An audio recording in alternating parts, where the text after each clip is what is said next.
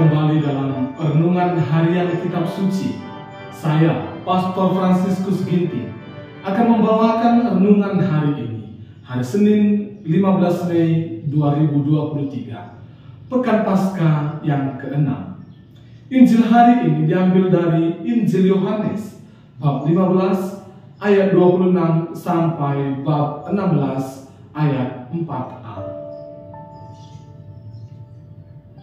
Dalam amanat perpisahannya, Yesus berkata kepada murid-muridnya, "Jikalau penghibur yang akan kuutus dari Bapa datang, yaitu Roh kebenaran yang keluar dari Bapa, ia akan bersaksi tentang aku. Tetapi kamu juga harus bersaksi, karena kamu dari semula bersama-sama dengan aku. Semuanya ini kukatakan kepadamu, supaya kamu jangan kecewa dan menolak aku.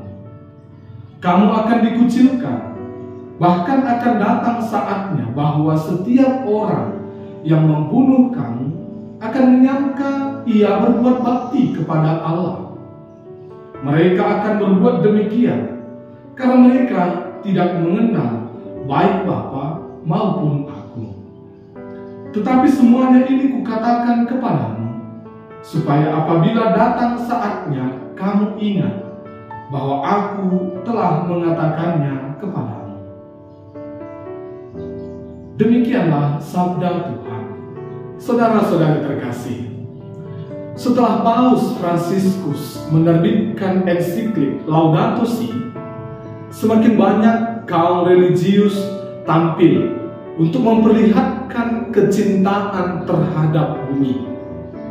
Beberapa kongregasi suster membuat eko-enjing untuk merawat kelestarian air dan udara.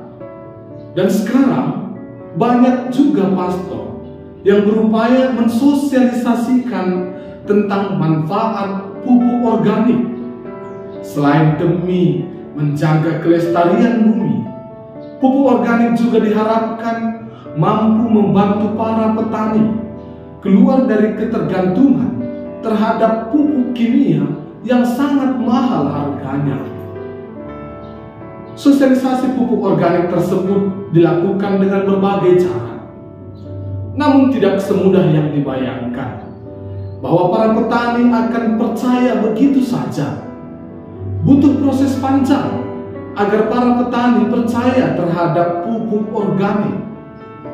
Ada petani butuh melihat bukti supaya percaya. Ada petani yang kemudian mengatakan mereka percaya, tetapi tidak pernah melakukannya. Semuanya proses ini adalah proses menjadikan mereka percaya. Saudara-saudara terkasih, seturut kalender liturgi kita, 3 hari lagi Yesus akan naik ke surga. Karena itu dalam Injil dikatakan, dalam amanat perpisahannya, di akhir-akhir kebersamaan Yesus dengan para muridnya, Yesus menyampaikan pesan, kamu juga harus menjadi saksi. Kamu juga harus bersaksi. Tetapi sebelum pesan itu, Yesus menjanjikan, jikalau penghibur yang akan kuutus dari Bapa datang, yaitu Roh kebenaran yang keluar dari Bapa, ia akan bersaksi tentang aku. Janji dan pesan ini tujuannya adalah satu, supaya orang percaya dan kemudian selamat. Roh kebenaran yang keluar dari Bapa adalah roh yang akan memberikan keteguhan iman akan kebangkitan Yesus. Roh yang akan mendampingi setiap orang untuk menjadi percaya dan bertahan dalam kepercayaannya. Dan kepercayaan akan Yesus yang bangkit akan menuntun orang pada keselamatan. Inilah yang dijanjikan oleh Yesus.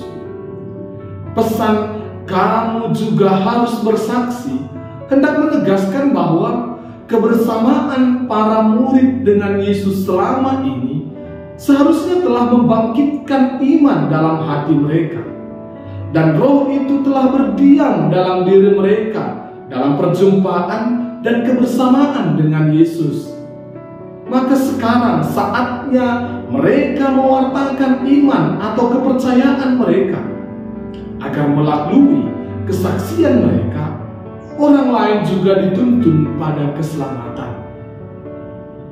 Roh Kudus tetap berkarya, dan Paulus serta Silas melaksanakan pesan itu. Paulus dan Silas bersaksi tentang iman mereka, dan karena kesaksian mereka, Tuhan membuka hati Lydia, sehingga Lydia dan seisi rumahnya meminta untuk dibaptis. Roh Kudus berkarya melalui kesaksian Paulus dan Silas. Dan sungguh menarik perkataan Lydia setelah dibaptis.